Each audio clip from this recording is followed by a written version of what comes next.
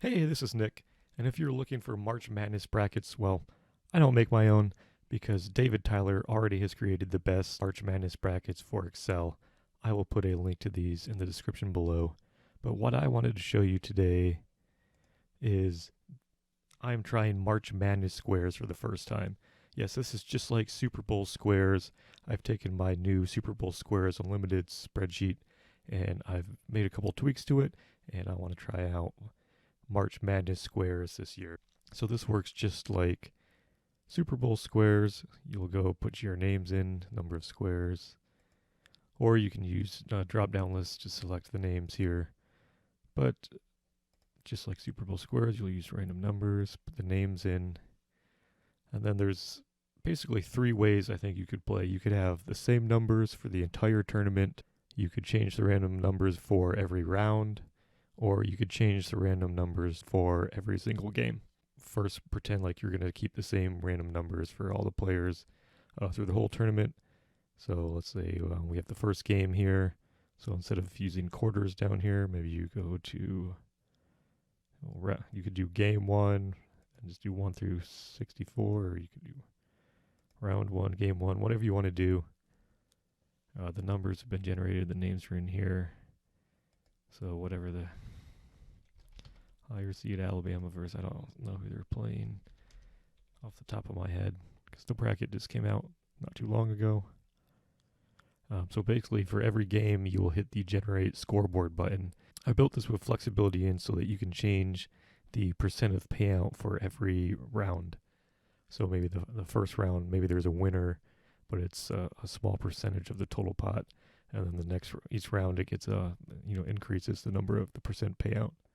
So you can change that as you're going, or you can come back in later on. But basically, for each game result, you'll hit generate scoreboard. Actually, I should probably put a score in here to show you, so you can delete the last row. Oh, okay, it doesn't want to do that. So I can just, instead I'll clear the scoreboard.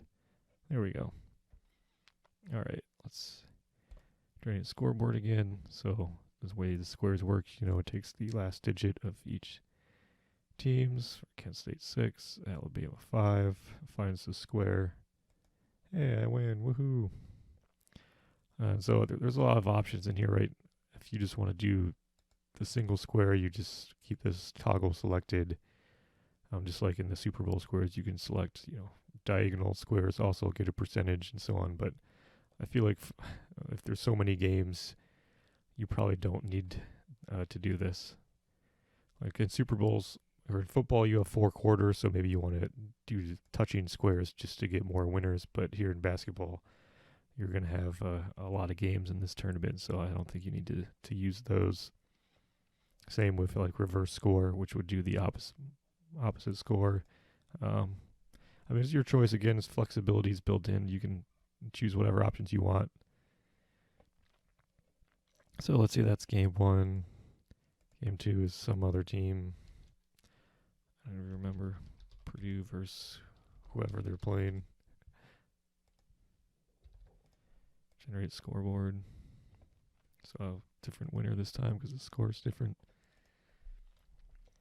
So that's if you're keeping the random numbers for every round or for the full tournament. You won't have to change those. If you want to change them, you can hit randomize. Maybe the players, they want to know what their numbers are in advance of the games. So when they're watching the games, they can root for those numbers. So one thing you could do is generate them all first. So let's say there's no scoreboard yet, but you've generated the random numbers. You could copy those, go to the square tracker sheet, and paste them. So like, okay, here's the board for the first game. Come back over here, randomize the numbers again, copy that again. Here's the scoreboard for the second game, and then you could copy and put the scores over here, whatever the teams are. And then, just keep a track of all the games over here. So you could send this out before the tournament starts. So each player knows, like, okay, for this game, I have these numbers for this game, or this round 1, round 2, Elite 8, whatever. So then when it's time for the manager to update the scoreboard, then you can just take these paste them back in here, and then generate the scoreboard. So hopefully you understand. That's you can understand how that works. But yeah, so trying March Madness squares for the first time. Let me know in the comments, or my contacts info is in the sheet. If you have any questions or suggestions of how this works. And besides just playing, doing brackets or March Madness Square, if that's not enough, you can also download my sports bet tracking spreadsheet if you're going to be betting on the games and want to track all your bets. So there you have it. Thanks for watching. See you.